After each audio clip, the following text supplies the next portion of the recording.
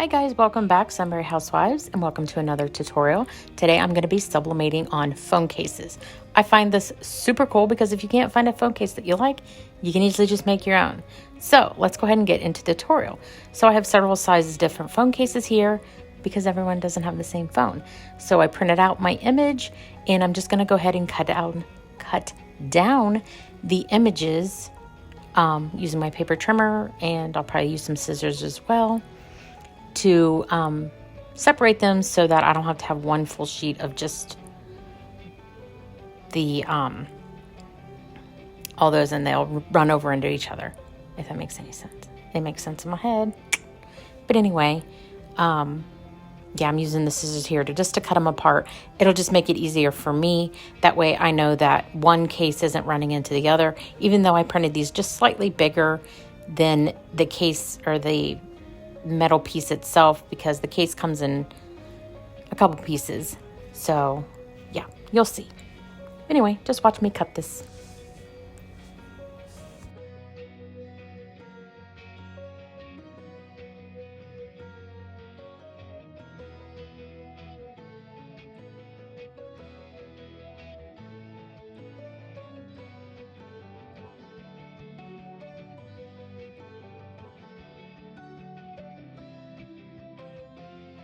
So right now I'm just trying to figure out which case goes with which one. I have a list to the side, so I knew to keep track of whose case belonged to which design. Of course, they're all different sizes. So each case came with a metal insert, and each metal insert has a protective film over it. So I just have to pull off that piece of film, and you have to be very careful to make sure you don't scratch the metal piece.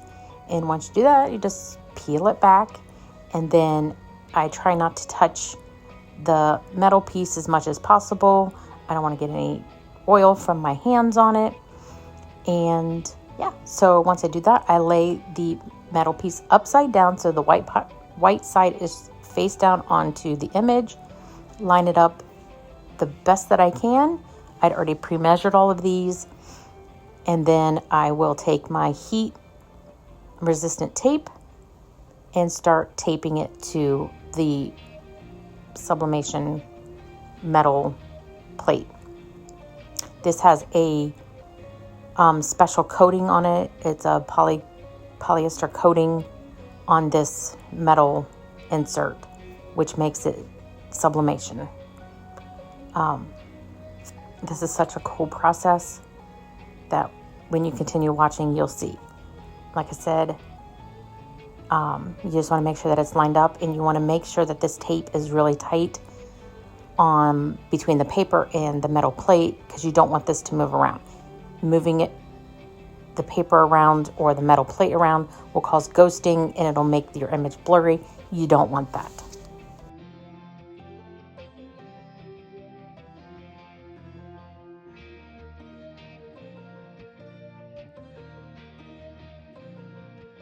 So I'm going to go ahead and speed up this video while I do several more.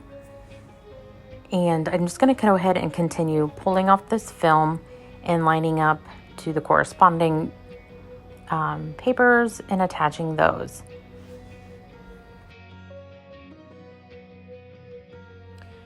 Once those are all put together, then I lay this down on my heat press. Now I lay down a piece of paper. This is what I call the blowout paper.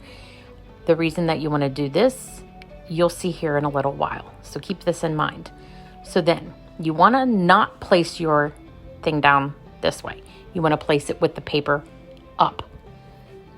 This puts down a good pressure on your image. I learned that the hard way. So I want to place as many as I can on this blowout paper, making sure not to overlap my images. For this one, I could only fit 3 on that wouldn't overlap. So then I place another piece of blowout paper on top. Once that's done, I go ahead and I close my heat press, and I do medium pressure, 400 degrees for about 40 seconds. That is not glitching. That is just my camera doing that. I don't know why. Once that's done, I go ahead and I lift up my heat press. Sorry for the movement. I was using one hand. and I removed the top blowout piece of paper. Now I'm about to show you why you use the blowout paper. All that ink that's on that paper would have been on my heat press. That would have transferred onto anything else I had tried to heat press. That would have been bad.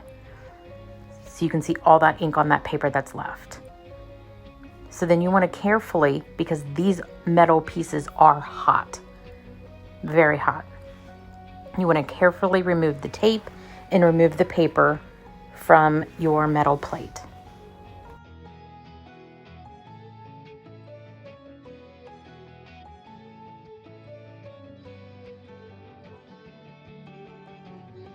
Now, because these are so thin, they actually don't take that long to cool down, so you're able to handle them fairly quickly.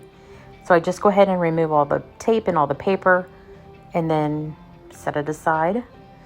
And you can kind of see on that paper sitting there just how much little ink is left on that paper, except in the corner where the cutout was. You'll see a better picture a little later in the video.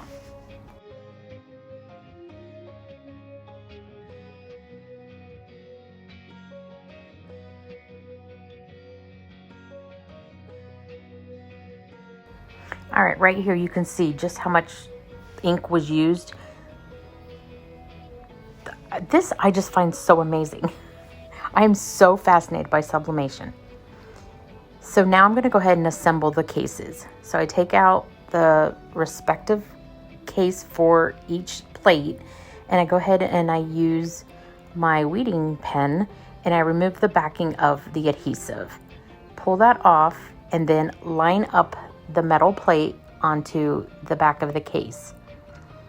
And I press it down gently because you don't want to scratch your image that you just did. I go ahead and I place the cover back on and really give it a good press. And then I use my roller tool, burnisher, I don't know really what this thing is called. And I roll it down.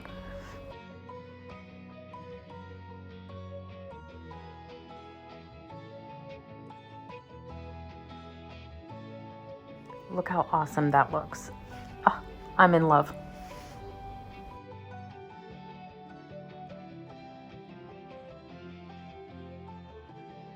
I'm going to go ahead and finish the rest of these up.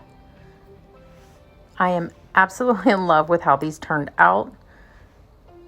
Look how beautiful they are. I really hope you enjoyed this video. If you did, hit the thumbs up button. If you're not already subscribed, hit the subscribe button. And I will see you guys next time. Bye.